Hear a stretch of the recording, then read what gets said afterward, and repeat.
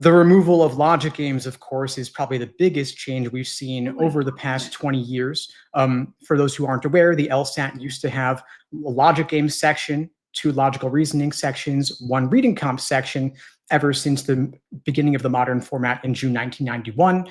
But after the June 2024 LSAT last year, LSAC removed the logic games section due to a lawsuit and replaced it with a second logical reasoning section. And this has created tons of confusion because a lot of students are using old hand-me-down textbooks, things from friends, and as a result of that, they're studying for an exam that no longer exists. So imagine a student, a gunner, a type A personality, a planner with a color-coded study schedule, flashcards, timers, tons of discipline. They're preparing for months, but when they take their official LSAT, they're in for a rude awakening. They don't know why they study so hard. They memorized every diagram type, every grouping game type, but then they realized they were studying for a test that doesn't exist any longer. And so the LSAT is not really about who can memorize diagram types. It's about who can think clearly under pressure for almost 2 straight hours. The LSAT ultimately is a test of pattern recognition, of endurance and flexibility, and more than ever, reading comprehension that borders on graduate level reasoning. And so for the Gen Zers who have short attention spans, too much time on social media, they're at a bit of a disadvantage. They need to build up that endurance, that mental stamina. They're sprinting, drilling old question types, chasing speed, when the real game is about stamina and comprehension. And so a student or an advisor helping students has to stop using last decade's playbook and make sure they're preparing for the modern LSAT test day format, thinking about how they think about progress, not just memorizing tricks anymore, about building their reading muscles, logical endurance, and making calm decisions under pressure. And so the trick here is not to master gimmicks, it's to reframe what good prep looks like, thinking under uncertainty. The LSAT, I think more than ever now, because they've gotten rid of logic games, I think it actually better reflects now what law school is actually like and what the legal world actually rewards, which is reasoning and reading precision. You've got to go from being a pattern hunter to being an analyzer of arguments, training those reasoning skills. And so these changes, they don't come with headlines. Students are hearing from their friends, their older siblings, previous generations. They need to go on LSAC's website. They need to go on LSAC's Law Hub platform, Law Hub Advantage. If they're downloading old PDFs using these old hand-me-down textbooks, they're not going to reflect the latest changes.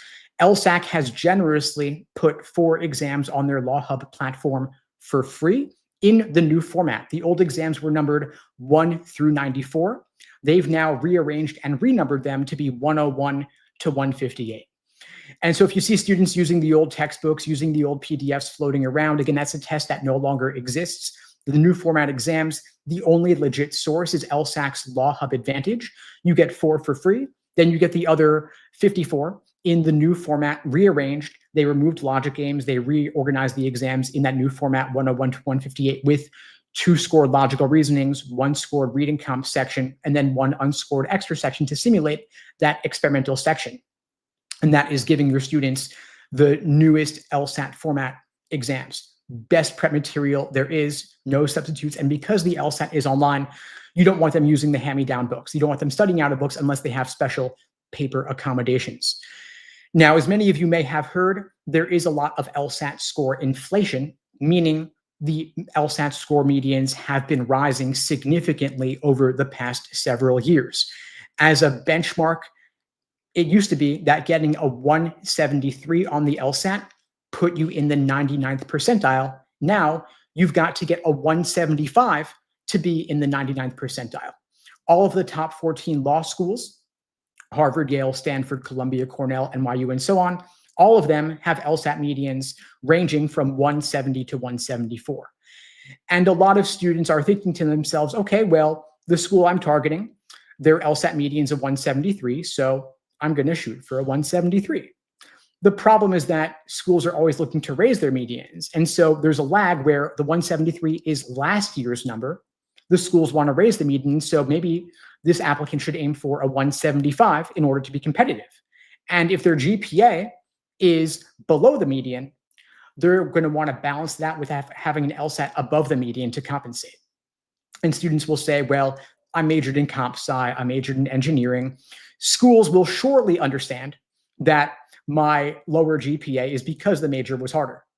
And my take on this is, and of course you can feel free to disagree, my take on this is yes, that is useful context, but unfortunately, the numbers are the numbers. Because the GPA, regardless of major, regardless of context, is getting reported to the American Bar Association, which in turn is pulling that number, which is where the US News is pulling that number for inclusion in the rankings. And so US News does not discriminate or does not care about the context of where the GPA was earned. The GPA is the GPA. And so I could imagine a really ruthless gunner high school senior who's starting college in the fall, and they're thinking to themselves, all I care about is getting into Harvard Law. If that was all they cared about and they didn't care about what they actually learned in college, I might tell them, go for the easiest possible major, get the highest possible GPA, go for the professors who are just going to give you easy A's. Because that 4.0 or that 4.2 is going to maximize your odds of admission. I know that's ruthless. I know that's maybe not nice to say, but I think it's true. And I would advise a student who that was their only consideration and they were sure they wanted law school, that might be the most rational decision to make. We could caveat that by saying, take some classes involving difficult, dense text, involving some logical reasoning to prepare yourself as a prerequisite for your LSAT prep. Now, what that applicant will learn in college around logic, around reasoning, formal logic, philosophy will go far beyond what you need for the LSAT. But if the applicant is good at logic, good at philosophy, and can stomach the difficulties in maintaining a high GPA in a difficult major, that would probably give them some useful context or background for what the LSAT is going to test. But it's not necessary for the LSAT. In fact, all you've got to do for the LSAT is just study LSAT exams, and that alone would be enough. Again, like I said, there are 58 numbered exams, 101 to 158 in the new format. And I managed to befriend a guy who used to write actual LSAT questions, super nerdy guy, talks like an LSAT question. And what he told me was that if you only studied 10 exams alone and you knew them inside out, that would be enough to get you a top LSAT score. And I can't say I disagree, because 10 LSAT exams, each one containing 100 questions, 1,000 questions, that's a large enough sample to expose you to all the different types of logic the LSAT will test. And if you understood those thoroughly, you would be pretty well prepared for whatever LSAT might throw your way. And by the way, the fact that so many exams are available and the fact that LSAT prep has moved from in-person to online, giving students better access to the highest quality resources, regardless of location, access to the best coaches and tutors, regardless of location. I think that that's also a contributing factor to the LSAT score inflation. I mean, think back to 10, 20 years ago when people were going in person twice a week to some hotel conference room or university campus for a 3-hour LSAT lecture after a long day of work or school when you're fatigued. I mean, 6 to 9 p.m., 6 to 10 p.m., not the best way to study. Now people are doing on-demand video courses. They're doing shorter 1-hour classes via Zoom, like what I offer, for example. And that way you can save yourself some time on commuting. You can watch the replays, slow it down if you need to, rewatch if you need to. I think all of that is contributing to the fact that people are better able to prepare and balance LSAT prep with work, with school, with family. And that's also a contributing factor to the LSAT score inflation. But the biggest factor, and this one's a bit controversial, is the rise in LSAT accommodations.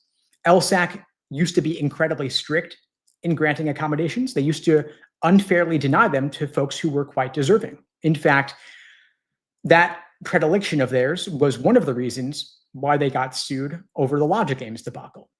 Some blind test takers sued LSAC saying they were at an unfair disadvantage because they could not benefit from diagramming logic games the way that other test takers could. They said, basically, accommodate us. Give us some way to compete on an even playing field. LSAC refused to budge. And I think that was wrong of LSAC because me personally, I have to diagram logic games. I have to diagram all formal logic that involves more than 3 or 4 conditional statements. I can't do that all in my head. I'll admit that. And a blind test taker can't benefit the same way. LSAC wouldn't budge. The blind test taker sued. They ultimately settled the lawsuit, and LSAC agreed to ultimately remove logic games for everybody. And what this means is that now there is less material to study. When they replaced logic games with a second scored logical reasoning section, they inadvertently made the LSAT easier to study for everybody because there's less material to study. You can now save that time you would have spent on logic games, double down on logical reasoning, and any gains you make in your understanding of logical reasoning are doubled across the 2 sections of logical reasoning. So you combine less material to study, plus the convenience of studying for the LSAT online, remotely, 0 commute time. Plus you look at the temporary LSAT Flex format at the beginning of the pandemic, 5 years back, shorter LSAT format, taking the LSAT remotely from home, no stressful LSAT test center environment. You then combine that with LSAC becoming more liberal after the Logic Games lawsuit and the other lawsuits involving the federal government, the Americans with Disabilities, under the Americans with Disabilities Act. LSAC is now granting extra time to a lot of folks. Maybe the pendulum has actually swung too far in the other direction. They used to be overly strict in granting accommodations, meaning they wouldn't give them to most people who deserve them. Now they're giving them out like Halloween candy. And so what this means is that people are getting extra time, including time and a half, including double time, when maybe they don't really need all that time. I've personally heard from students who were even able to take the LSAT over the course of 2 days, getting more than 2.5 hours for a single section of the LSAT. You're typically getting 35 minutes under standard timing. They're getting more than triple time. In my view, that's probably a bit excessive. And there are people who tell me, listen, I need the extra time for reading comp. I don't really need it for logical reasoning, but I've got it, so I'll use it. And LSAC is not fine-tuning the accommodations to say, you're going to get extra time for one section, but not the other. And the doctors and psychiatrists who are granting extra time are not familiar with the nuts and bolts of the LSAT. They're not getting into all the details or intricacies of the exam. They're just saying, you've got ADHD, you've got test anxiety, you've got migraines, whatever, we're going to give you more time as a result. And basically, from what I'm hearing anecdotally, they're basically rubber stamping this, and LSAC is going along with it because that's the regime under which they're interpreting the Americans with Disabilities Act. So all these factors, again, contributing to rising LSAT scores, rising LSAT medians. And so the folks who are not applying for accommodations might be at a disadvantage. I'm not saying that everyone should just go out and apply for them. But again, someone being ruthless who thinks they might suffer from test anxiety or ADHD might rationally explore those avenues and ultimately go for them. Now, the fact that some folks might be abusing the system does not mean that there are folks who don't legitimately deserve those accommodations. It's a tricky situation. I sometimes get hate for talking about this, but I want to present a full picture accurately, and folks will make of that what they may.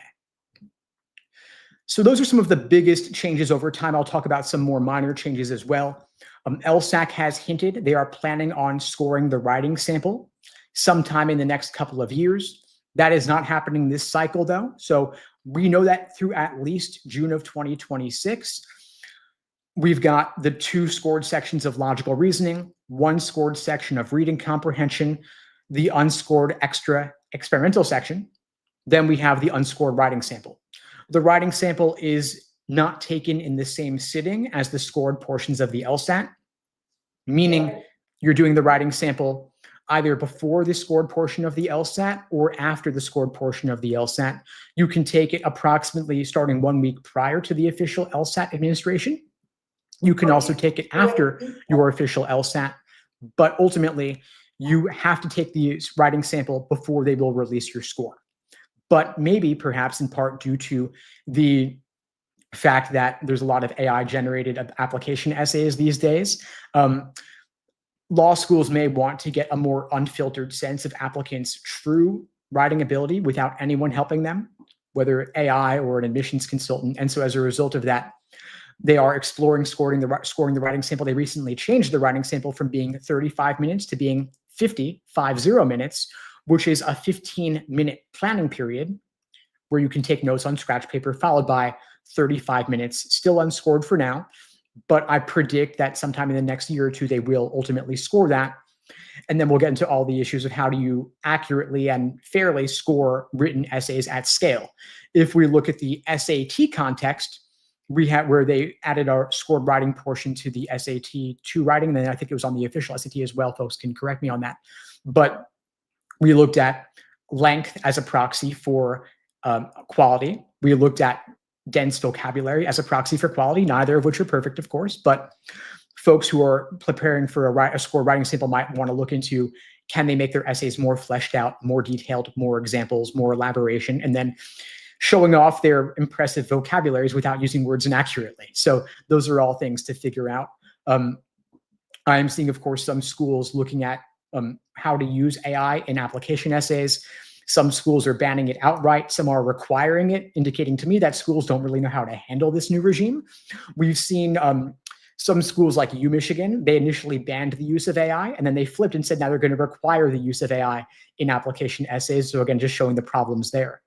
But for now, I think that if we look at rising grade inflation in the undergraduate context, we look at the use of AI in application essays, I think that it all points to the LSAT being a more reliable, objective measure of applicants' abilities. Of course, it's not perfect. There are plenty of problems with the LSAT, but it might be the best of all the worst options available, best of the worst options available, just because it is objective, it is scored.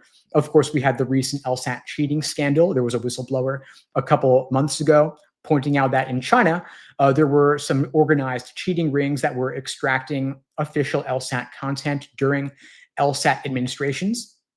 Some companies were hacking the system, capturing those official LSAT questions that were unreleased, and then releasing them to future test takers. Big problem with the LSAT, where because LSAT questions are so difficult to write, so difficult to generate, unfortunately, as a result, LSAT has reused these same questions over and over and over.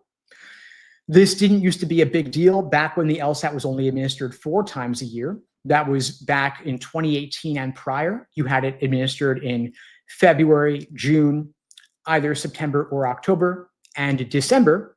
But then when Kelly Testi started heading up LSAC, I think around 2018, 2019, she said, you know what? We want to compete with the GRE. We're going to offer the LSAT more frequently. And so they went from offering it 4 times a year to offering it roughly 8 or 9 times a year starting in July 2019. And when they did that, they weren't able to suddenly start doubling the production of LSAT questions. And LSAT questions are harder to write than GMAT or GRE questions. You can't just sub in different vocabulary words or sub in different numbers for a math problem. These are difficult, dense text written by philosophy PhDs. Really difficult to write. I've tried. It's not easy to write valid LSAT questions. And so they had these private question banks of unreleased exam questions that they would just keep reusing over time because it cost them roughly $1 million to produce 100 questions. Not cheap. And when the LSAT was secure, not a big deal because they could say to themselves, you know what? We're just going to make sure that if John takes the LSAT in September, we're not going to give him the same test form if he retakes it in December. So it was fine. And they could keep track of everything in their databases or whatever. But then when you have these questions all being harvested and captured by these cheating rings, it now calls the entire legitimacy of the LSAT into question. And so LSAC has shut down LSAT administrations in mainland China for the foreseeable future.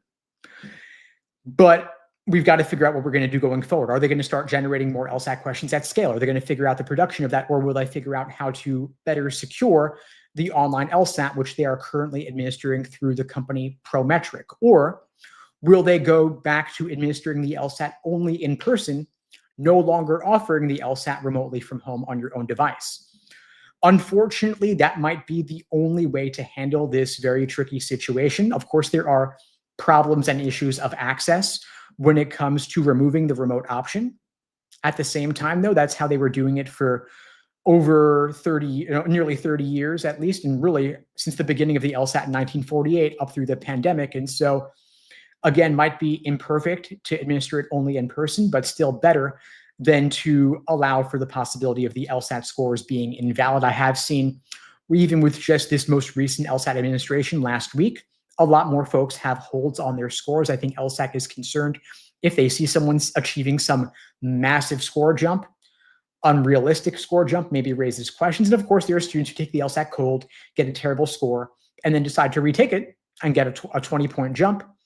Then there are folks who are taking the LSAT who are of Chinese descent, Chinese background, maybe they took it with a VPN. Of course, LSAT is looking into those more as well.